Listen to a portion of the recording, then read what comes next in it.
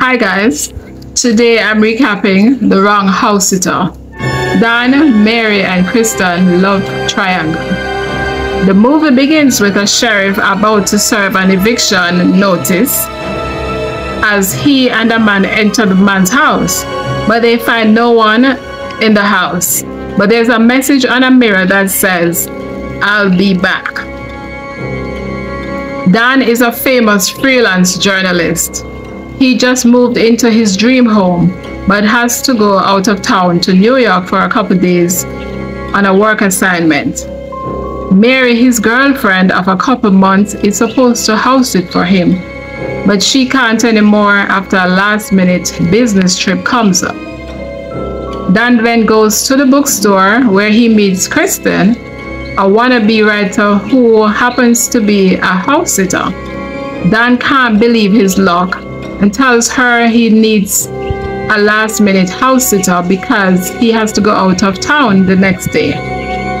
Kristin agrees to house sit for him and he shows her around the house.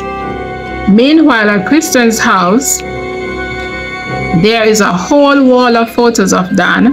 There's also a whole page of research on Dan on her computer. The next day, she lets herself into Dan's home and downloads his phone info, gaining access to his phone. Dan is rushing out the door to his Uber and she gives him a contract to sign. She tells him it's supposed to protect both of them. He signs the contract blindly and leaves. Then Kristin sets up a hidden camera in Dan's bedroom and downloads the system to her phone. Dan's editor also stops by the house to drop off a very important business research, and Kristin pretends to be Mary, Dan's girlfriend. Then Dan gets back home to a rearranged house. Kristin makes dinner for him. It's late, so he invites her to stay overnight in the guest bedroom and leave in the morning.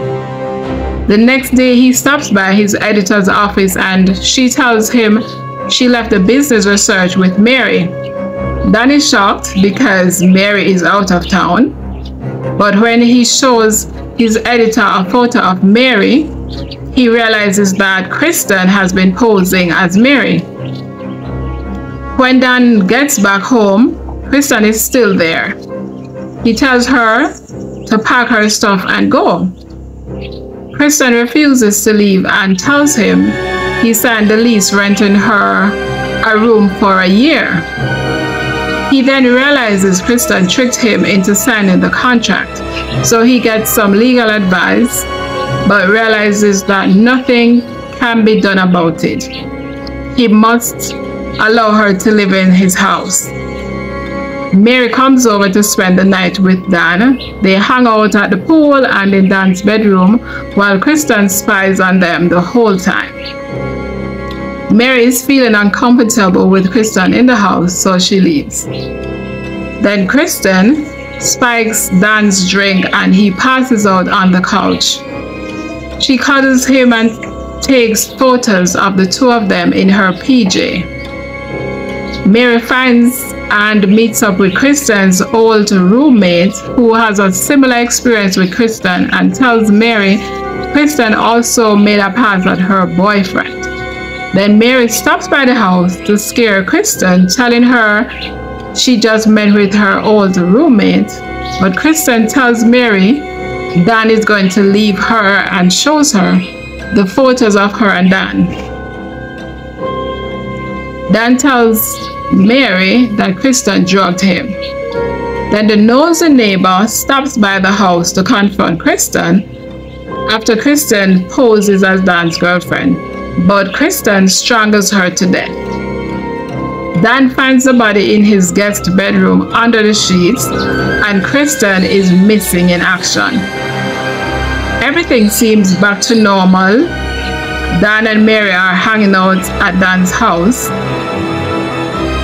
Mary drives out to get them dinner, but Kristin returns and grabs a knife from the kitchen. Tells Dan she loves him, but before she attacks him, Mary walks in after she forgets her purse. Kristin runs away. 3 weeks later, the detectives still haven't found her. The end. If you like this movie recap, you can find more right here. Bye guys.